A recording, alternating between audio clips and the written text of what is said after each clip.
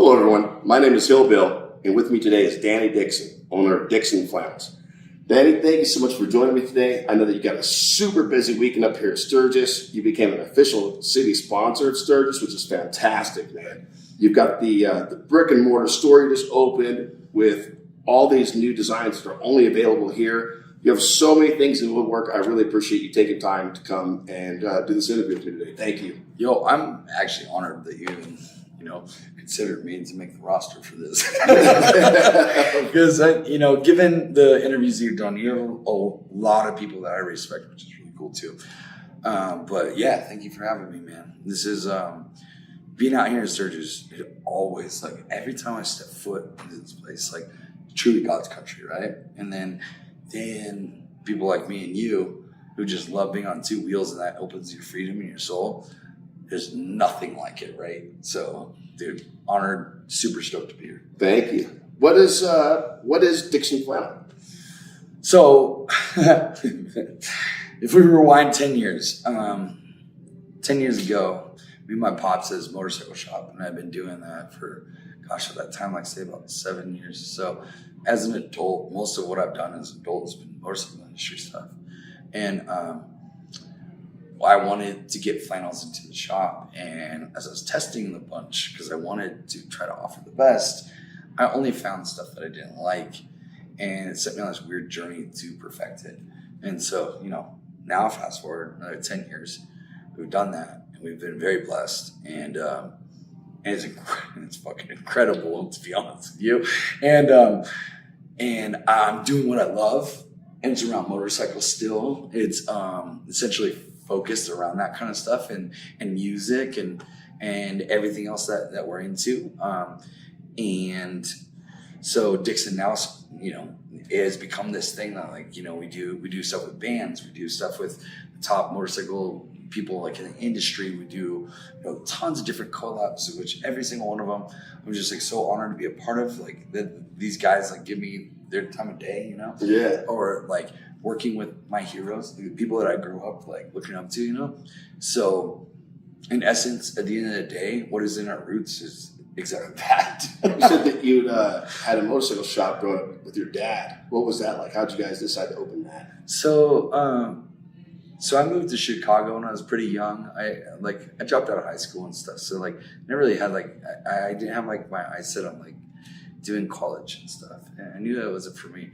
And it's funny because it's not for lack of being intelligent, because I just skated by the skin of my teeth through high school. Last time I really paid attention was probably 8th grade. We're going to school hard knocks. You learn from your mistakes, right? But I moved to Chicago to go to culinary school, and I figured out I'm not that good of. So I was talking to my pops about coming back, and he's like, Cycle City's for sale, and this was a motorcycle shop that I grew up going to, even for dirt bike stuff and everything. So I wasn't involved with Harleys until around that time, into my 20s. Nor did I grow up with my dad being part of Harleys. We always had motorcycles in our blood for generations, but it was on the dirt bike side. So I came home, we bought this shop, and we went on this endeavor together, and it's a crazy one, right? And then after that, I made a move to Arizona. One of my children had a better education, so we moved there, and that's a big part of why Dixxon succeeded, right? But when I did that, worked for Harley as well. So I've been in a lot of different facets of that, and then written in hot bike and stuff like that. Yeah. So that a lot of that stuff that started early in that motorcycle shop is really what made it possible for me to do Dixxon the way that it went, using a lot of the same contacts and stuff, and people knowing that I came from a substantial background of that history, rather than me just popping up to be a fashion show. Yeah. Yeah, exactly. So, to this day though, what connects me and my pops mostly is two wheels. Very cool. And so that's rad because it's making me emotional. It was rad because that's at the core of our brand. It's where it started. That's awesome. And you're talking about the history of motorcycling between you and your father. That leads us to the obvious question. That's okay. I didn't know that was going to go. It's okay. Like I remember as a kid being on, when I was 4 years old, being on my dad's 1981 Shovelhead. Right. My brother would be on the back, and I'd be sitting on his lap on the way to school. It's like before the helmet law. It's something that brings up a lot of emotion when motorcycling is a part of your psyche and who you are. Absolutely. It's really powerful stuff. And what was your first motorcycle? Tell me that. So I remember. I would say like the first one I really remember, like as being like a two-wheel thing. I was 8 years old, and my dad asked me to take out the trash. I was like, I'm pissed. It's my birthday, to go to the trash. And I'm like, ugh. Like, blah, blah, blah. I grew up in Anaheim, California. I walk outside the house and like I'm taking out the trash and I go in front of the garage and there's KX80 sitting on a milk crate. And dude, this bike at that time was already 15 years old. We didn't grow up a lot, but they did what they had to do to make sure that I was raised that way, right? And so I remember just like seeing, I was like, oh my god, holy fuck! And I was scared that I wasn't gonna be there when I got back. So it was praying fast, dude, the trash is mine, And so that was my first big boy motorcycle, Before that, I grew up on little PWs and quads and stuff like that. But that's the first one that really struck. Into my 20s, I've had so many different Harleys, gone through so many different phases through all that stuff. At least 25 different bikes. I think what I loved about that is I always wanted to be creative and be passionate about artistic ability that I have. And motorcycles gave me that canvas. And I'm nowhere near the talent that they have out there now, conceptualizing everything. But I like to say that, we've done some pretty cool stuff with it. And with Dixxon, we try to stay ahead of the curve a little bit. It's when a new bike comes out, we have to prove that it's hey, we're still in this, we still know what's going on, because we're involved in so many different, facets of everything with lowriders and all the cars that we do, because that's a big thing to me too, and hot rods and stuff. But that art as expression across the board is a huge portion of what we do. It's creativity down to everything that you do. When it comes to clothes, to people, to your life in general, and the rides and everything, part of it, I feel that resonates with our consumer because it makes them know that we're cut from the same cloth. Right. I'm not someone above them peddling shirts down to people. It's I'm a guy just like you. Just loving bikes, loving cars, fucking just going on Instagram and just pouring over this shit. Who's doing the next best shit? All that stuff. That shit drives me. And so I think that at the end of the day, that's really what I think about when it comes down to my bikes. Yeah. Speaking of your bikes, what is the favorite bike that you have right now? Okay, right now, Harley Davidson ST. Dude, I haven't ridden one yet. Oh my god! So I'm a huge FXR fan. The FXRs fit me great. I love sitting into it. That's also why I really liked road glides right out the gate. Putting tall T-bars on a road glide, shit. Me and Danny G were doing our bikes at the same time, and that was in 2015, I think, something like that. We were doing those, and you didn't see it as much. I'm not saying I was the first one to do it, but that was a whole nother thing. But the ST takes that to another level because it has the rideability of an old FXR. It's nimble, it's quick, it does everything. And I've been telling people this week while I've been at Sturgis, they've asked about it. It's I'm dude, I've poured so much money and so much time into so many Dynas and FXRs. Whereas this one, right out of the gate, you throw suspension on it, throw a pipe on it and tune it, and instant smile. Dude, it's so good. Nice. But I will say this, I don't have it to compare to an Indian Challenger. Yeah. And I would really, really love to try that. But right now, ST's favorite in the wheelhouse for sure. This is a different question, one I haven't asked anyone before. What was the worst motorcycle you've had? Okay, so I have a couple pieces of that, I guess. Like, dude, choppers, every fucking chopper you have is the worst motorcycle. But then when you look back on it, it's like the fondest memories, you know, like kicking these things over and like just this labor of love that they are. And then, you know, then I also have that love for FXRs, like I said, and FXR problems are fucking, you know, like, it's like dating a high maintenance chick. It's always broken down. But, where's the motorcycle? I'd say we early on built as a newer Sportster, but made the frame like rigid and stuff. And like trying to make those things look like they're old school, like period correct, even though it's like a newer machine. Those motors way too fast for that stuff. Yeah, just miles and miles of just butt puckering smiles. Like, all right, you know, just like the sketchiest tires, like they grab every single line. Yeah. You know? But again, you look back on it, and so now when I hop on a road glide, I'm like, wow, that's nice and cushy. I can do whatever. Like, I'm going through the hills the other day, and I was bored because we were sitting in traffic, and I was going through all the curves, like with my cruise control on, seeing how long I could go without my hands on the bars. Yeah. Just on my knees. Right? Yeah. Let's get into. I noticed that when we were at the, which leads me to think that I should have, good attorneys on hand in insurance. Shout out to Russ Brown for that. Get a hold of Russ Brown for sure. Which leads us to safety. I noticed that in your shop, I saw that there were some leather jackets, like leather, like long sleeve shirts and stuff. Are you leading the way maybe into some safety gear for like motorcycle related safety gear stuff? Yes. So that's like a yes and no answer on that one. So when we designed the fabric for the flannels, like now we sell to everyone really across the board, so many different demographics, but it was always first that we were riders. And so that for insurance purposes, I never put it out there how abrasion resistant our flannels are.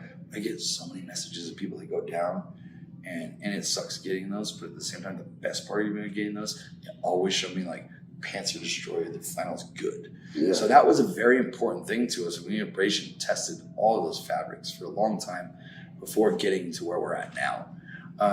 So we don't do flannels that have like CE approved like body armor or anything, but I try to get it around because I just look at it as like, there's a lot of people out there that do that and they do it well, right? And so my spot in it is to make durable materials that maybe don't have the protection inside of them. We are coming out with a full line though next year, which is called the Roughneck series. It's really cool, and it's fashion forward motorcycle gear that is completely inclusive of like everything that you need to be safe. Wow. And really what it is like my time in the motorcycle industry and everything that I saw that I wouldn't wear and that I decided not to wear protection. And it's like, let's hit it both like at the same time and make stuff that people feel good in. Yeah. And then they're also protected. So dude, that's awesome. Yeah. That's very cool. Is this a new exclusive? Did you just drop that information here? Yes. You could say yes. Nobody knows that. Really? Okay. Yeah, I know. Well, thank you. We appreciate the exclusive content. Yeah, it's really cool. Like, there's a couple pieces, like something that you could zip like the stuff off and becomes a vest. Yeah. There's this one that looks like an old school bomber and almost has like a Sherpa like collar on it, and it's all leather, just like out of Top Gun. How long does it take to produce a shirt or gear like that? Like, it must take a while. So for these ones, being fully ground up with all the features that they have and it being leather, like we work on that for a year and a half. Wow, man. Yeah, and we're also like we've been doing the same with glasses and making sure that everything is like the highest graded, like shatterproof and everything. There's rocks and chips and whatever. These things take years, and they don't necessarily have to take years. They take years the way that we do it because I'm just so picky. I just want it to be the best. I'm not at a spot right now where I need to put things out just to put it out. I only want to put it out if I solve other problems and if I know it's the best, because I want that brand name to be something that's trusted, And so I think that that brand name, like this is kind of where it ties in with like Russ Brown and stuff. It's like, you know that name and you trust it, right? And so like that's given a seal of quality to a certain extent. If I put something out that's not great, I ruin all of that for my seal at Dixxon, right? And so it's kind of the same thing. You know, it's like it takes a lot of work and a lot of standing by what you say you're going to do to get to the point where that name can be synonymous with quality. Yeah. That's a really great answer. That's a really great way of putting it. There's one of the problems that this industry is facing, is especially the American V-twin industry, is we're aging out in a sense. There aren't as many younger kids involved as there used to be. Right. With social media coming around, it seems like a good opportunity to use that as a tool. What would you use to draw more younger riders into this industry and into the V-twin industry and to keep them here? What advice do you have for them? You know, I think it's so tough to say because it goes in such cyclical like waves, and it's like, so when I got my first bike, I was on the street, like it wasn't cool. You know, it was like no chicks. Like I wasn't getting any chicks because of it. You know, it wasn't cool at the time, right?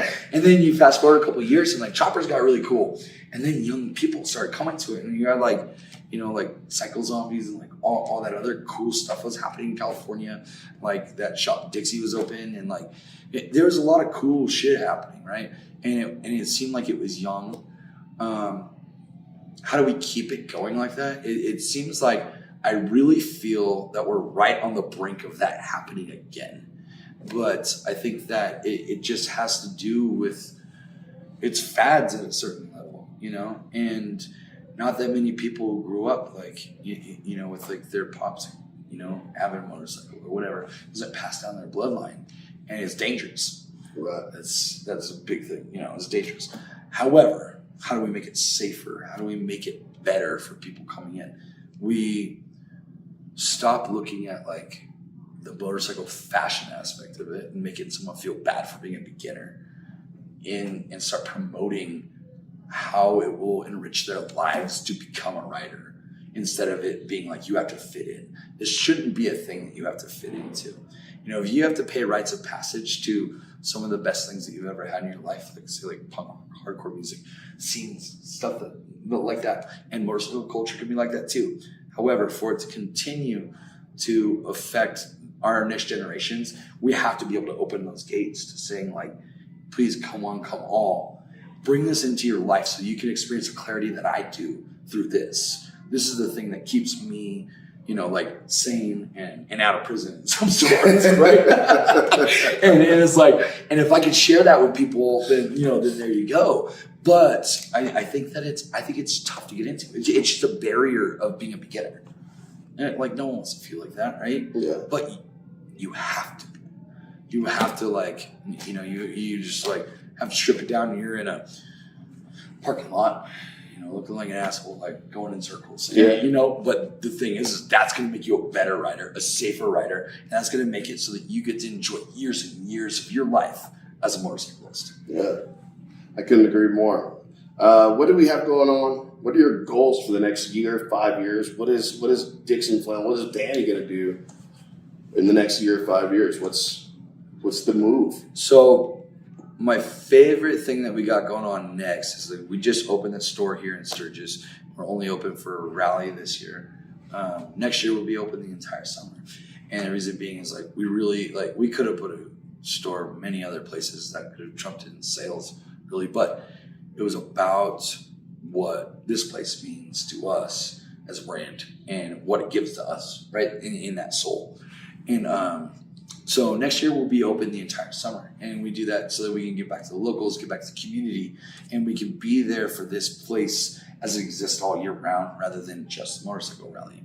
So we're not just like rally people rolling in to like raking money kind of thing, you know? So I'm really excited about that. I'm excited about what that looks like, what we're going to learn from this year, what we're going to apply it to, and where we'll go.